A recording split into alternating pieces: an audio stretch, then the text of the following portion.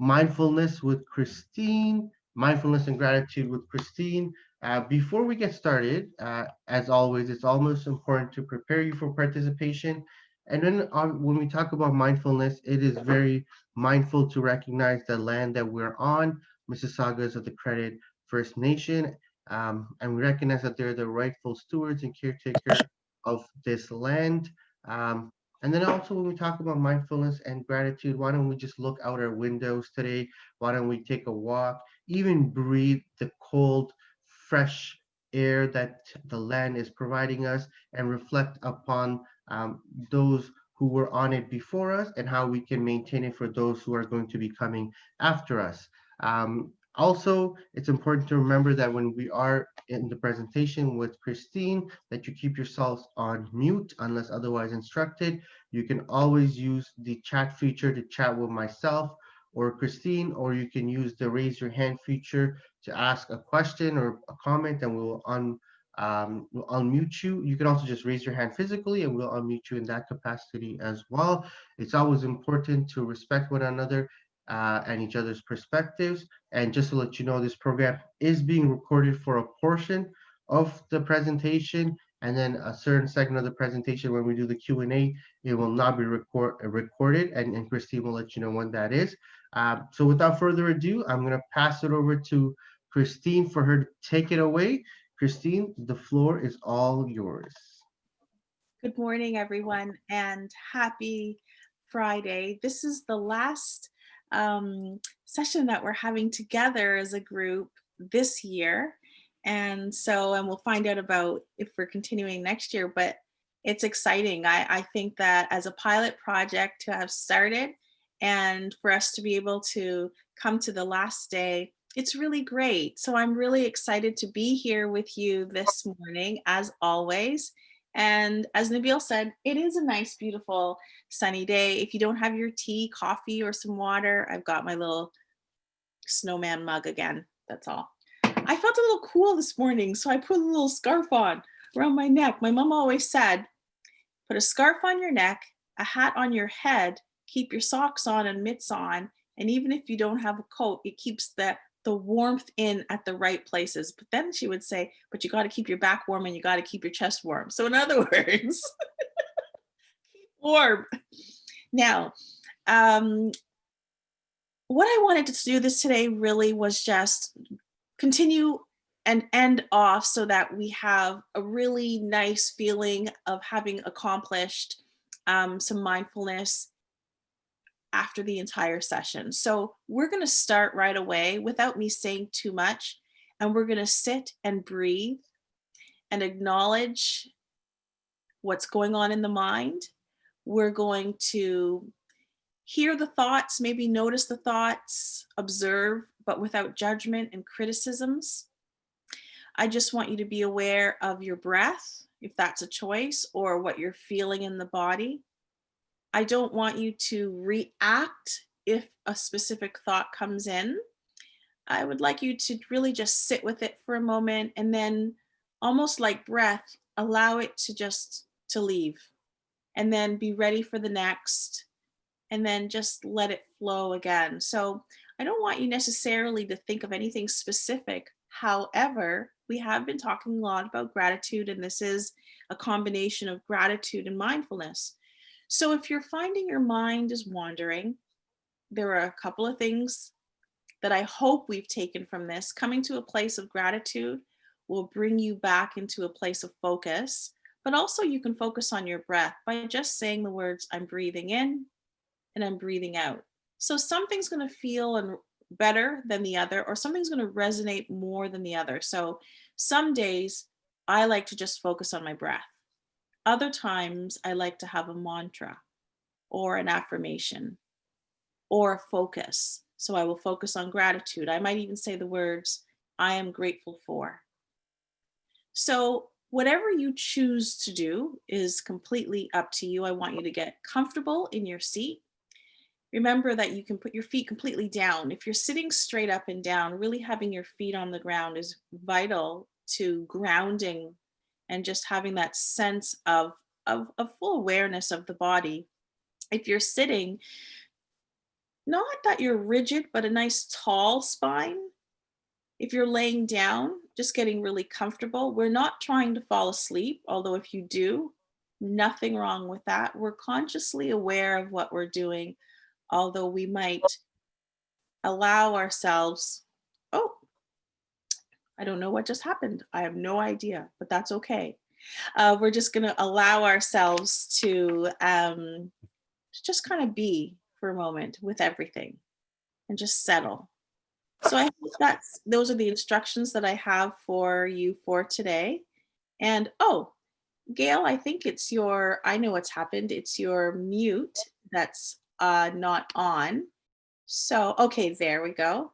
So that should change it back. Good. Okay. If you have something to tell us, though, please, of course, unmute and say it. Just interrupt me. I'm more than happy to answer any questions, or of course, the chat. So, getting really comfortable and just being really aware of your surroundings, but you're focusing on self and really allowing the breath to flow.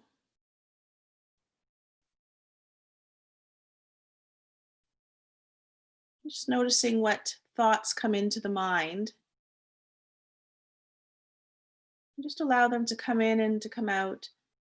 And you're observing and noticing your thoughts as if you were watching a play. So when you watch a play or a movie, you're not actively involved in what's happening on the screen or the stage. You are aware, you might even feel your emotions might change as you watch something happy, you might smile or laugh. If you watch something that is more serious, your emotions might change, but you're not actively involved. So I want you to do the same thing with any emotion that comes in. You're aware, you're noticing, you're observing. Just continue to allow that thought to come in, or allow the participants on the stage to enter the scene and then leave. So we're not actively attaching, we're not running off or getting out of our seat when they run off the stage.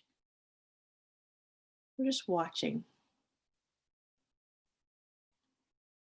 And with that, come to a place of ease within the body.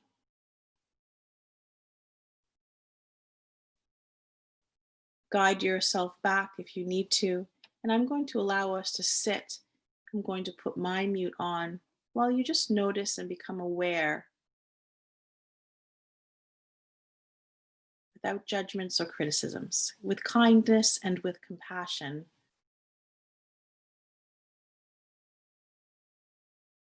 Breathing in and out, allowing the breath to flow, gentle, soft breaths. Relax your body by relaxing your mind.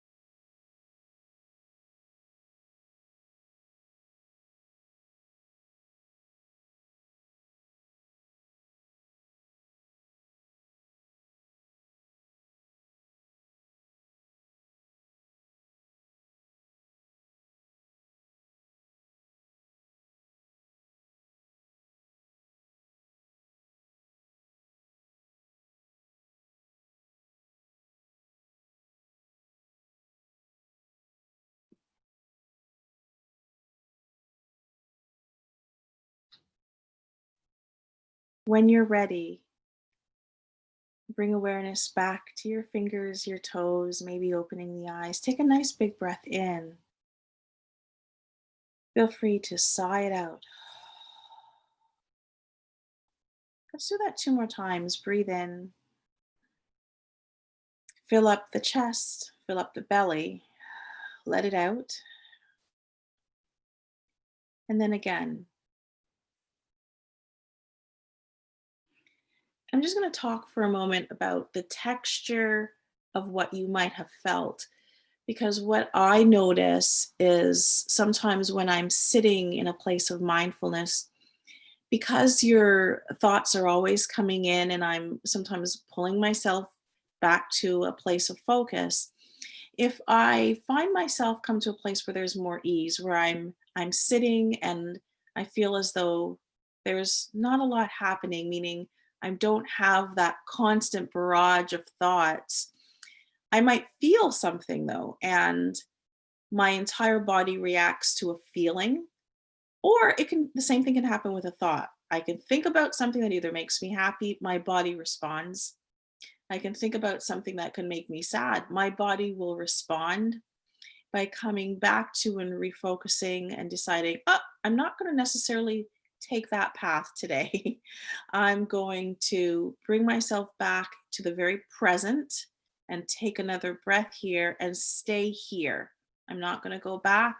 I'm not going to go forward, because when we look forward, it's not the same as being motivated for goals or having goals. But when we look forward from a place of uh, where we're worried, then what happens is we tend to have the onset of anxiety. Anxiety might start. If we look back and we're looking back at the things we might have lost, the things that we no longer have, then sometimes we move ourselves into a place of sadness.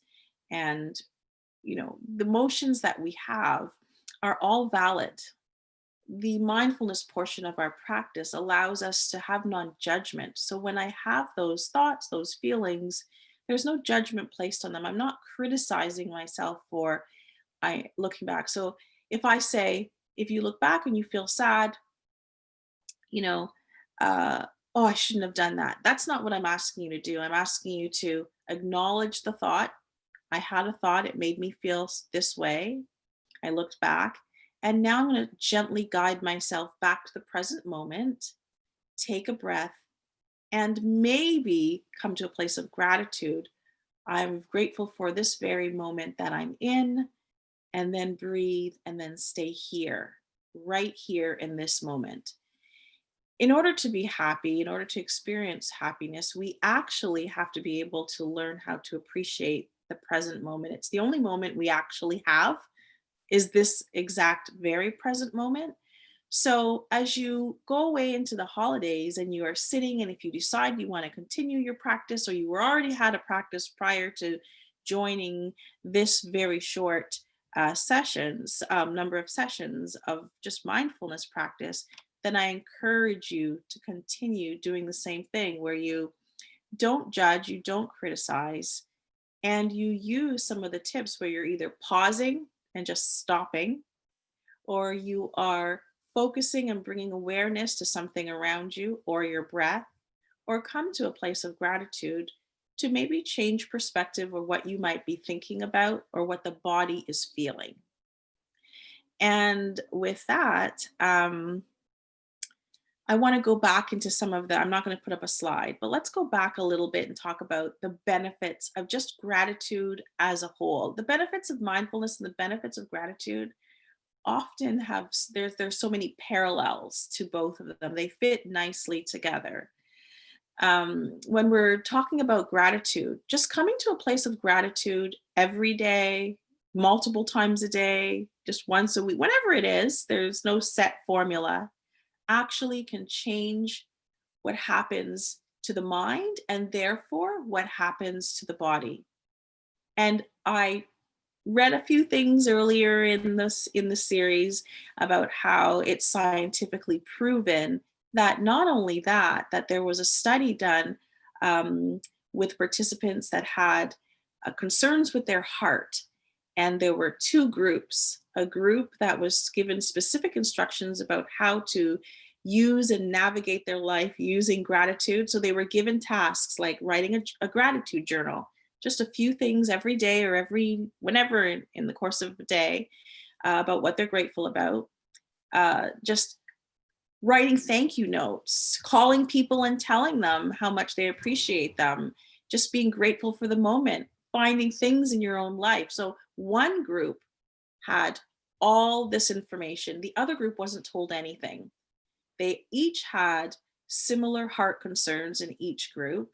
And the group that was given the task of using not mindfulness, tools of gratitude, when they did the final research and they got the final numbers, they found that their hearts were in a different place, healthier, stronger. There was no medicine involved in these particular studies. So if you were already on any types of medication, all they did was make sure that if somebody was on something here, the same person was on the same type of medication in the other group. And so of course the group that didn't have anything going on at all didn't actually know what the other group had, what they were being told to do. And so it's scientifically proven that it can actually, and I'm not a doctor and I'm not a medical practitioner, I'm only going by the studies from Harvard Medical Journal and what was the other one? I have to remember. I don't want to say a name and I'm not going to go back to study, but we know that there was one specific one from Harvard. And so when we think about that, we also did our own little test where we saw the power of the mind when I said to you, imagine chewing on a lemon, a lime, or a pickle. And for some of you, your mouth started to salivate. The power of the mind, the things we tell ourselves every day, that self-talk, those words, what we think about is very much affecting the rest of our body. It affects your outlook on life and it affects whether you are a more positive person or not. So let's come into some of those other things. People who are more grateful sleep better. There are statistics that say people who practice gratitude live longer. We know that it can affect your heart. It can definitely affect just the way you are socially, right? Because when we think about it, we probably all know somebody who is, as I like to say, a Grumpelstiltskin, who is everything. Like it doesn't, I understand we're in a pandemic, but it doesn't matter. There could be an uptick, like we're getting vaccines. This is so fabulous. People have already started getting vaccines. I'm so excited. Now, I don't know if anybody is for vaccines or not. I'm not getting into any of that. I'm just excited that there is something. And you know that there is probably someone out there who's like, I'm not sure. I don't know. This is probably they're not going to roll it out. They're probably not going to get to everybody on time. And so we know some of that. No matter what the topic, I'm using the pandemic as an example, it doesn't matter what the topic is, they always play devil's advocate. They always have a more negative perspective on how it looks, on how things look. And there is nothing wrong with playing devil's advocate. We need to protect ourselves and be safe. But we all know somebody who is like that. And then we all know somebody who sees their cup always not half empty, but half full, right? And we go through times in our lives when there are ebbs and flows, when we can tell that based on what's happening in our life, we know if we're being a more positive person. And we know, I can tell you times when, oh, absolutely, I was miserable at that point in my life. I was just miserable. I needed to sit in it and I really needed to take charge again and really come to a place of gratitude. I can honestly tell you, I can see it. I know how it affects my outcome. I know that if I wake up, even on a challenging day from a place of gratitude, my day can be exactly the same, but it seems better. That's just a personal thing, a personal observation. But there are so many statistics about what gratitude can do in our life, mirrored or meshed with mindfulness, where we can bring ease to the body, the effects of mindfulness, the non-judgment, the non-criticism, There are so many reasons I should have done this. I could have done this. What if I had done that? Da, da, da. We can go on and on. I didn't do it good enough. Like it just goes on, and we can do it all day long. And that also has an effect on the body. So when we bring these two together, the effects of having a more positive outlook or just being more grateful can actually allow you to have a more positive outlook on life. Depends on which way you want to look at it. It's all good. And also bringing mindfulness into your practice. You don't have to call it mindfulness. You can just pause. I can just call it taking a pause. I can feel irritated and take a pause and come to a place of gratitude. And believe it or not, that was a mindfulness tactic. It was that simple. Mindfulness also doesn't have to be half an hour, an hour. You don't have to sit with your legs crossed. You can lay down. You don't even have to get out of bed. Sometimes in the morning, before I stretch, I'm wide awake. I'm fully wide awake, and I'm saying to myself, I'm going to take a couple of moments of mindfulness and come to a place of gratitude. So all I'm doing is breathing, calming the body, resetting for the day by focusing on gratitude.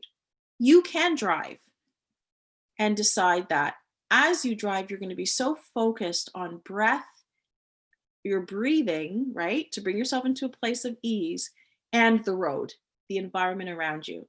So that if somebody does something around you, you're not like me going, what did you do that for? You're a terrible driver. Instead of doing that, I just breathe, slow down, allow people to go ahead of me, move over when I see someone's more aggressive, and not get caught up in their whatever it is, right? Not get caught up in it.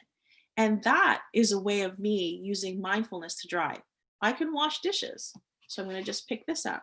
And if I'm at the sink and I'm washing, usually it's like this. Let me get the dishes done, rinse really quick. Or I can mindfully inhale, exhale, like really be so involved that almost the plate and my hand are one. I can feel the water. I can heal the water. I can notice what's happening. I'm just so involved in what I'm doing that it now becomes my focus. And then it becomes enjoyable. There are so many things you can walk, notice every step, the sound of every step, the coolness of the breeze against your nostrils, your face, whether there is a breeze or not, whether you're shaking because it's cold outside. These are all ways of being mindful. The way we speak also can become very mindful when we are aware of what someone is saying to us. We are noticing what's bubbling up. You now observe and notice what's coming up for yourself. And the way you respond is really up to you based on noticing, observing, not judging or criticizing your own emotion, and maybe not wanting to buy into whatever is being told to you at that moment. Meaning, if someone says something to me that doesn't feel great, doesn't sound great, or I just don't want to do it at that moment, I'm allowed to breathe, take a moment, and say, you know what? I'm going to come back to you once I take a moment and really see how I feel about this, instead of responding either with happiness or joy. Because remember, if I respond in happiness, it's exciting, and I don't give myself a moment of clarity and a moment to pause, I might be offering myself even to do something that I should have said no about. I might be saying yes when I should be saying no. And remember, sometimes when we say yes to other people, we are saying no to ourselves. So mindfulness really lets you hold for a moment, sit in what it is, not judge and criticize, and determine the next best steps, because you gain clarity. You gain some more clarity around what it is that's happening or not. Because if you decide that you've taken a moment and your response to someone is to say, get lost, that's okay too. There's no judgment here. It's just that you were able to take that time. So, together, I think a wonderful combination. Yeah. I think together a wonderful combination, but independently, they do not need each other to live a happy, wonderful life or to change your perspective. You don't have to sit in a mindful place in order to be grateful every day. And you don't need to sit in mindfulness, right? Like, you don't need to be grateful in order to sit in mindfulness. You can just sit because you need a pause. So, with that being said, that was a lot. I didn't want today to be too heavy, just a recap, a light recap of everything we've done for the last few weeks. It's already 9:31. So I encourage you to speak when you'd like to. Nabil is going to turn off the recording, from what I understand. And so then this part will not have any recording.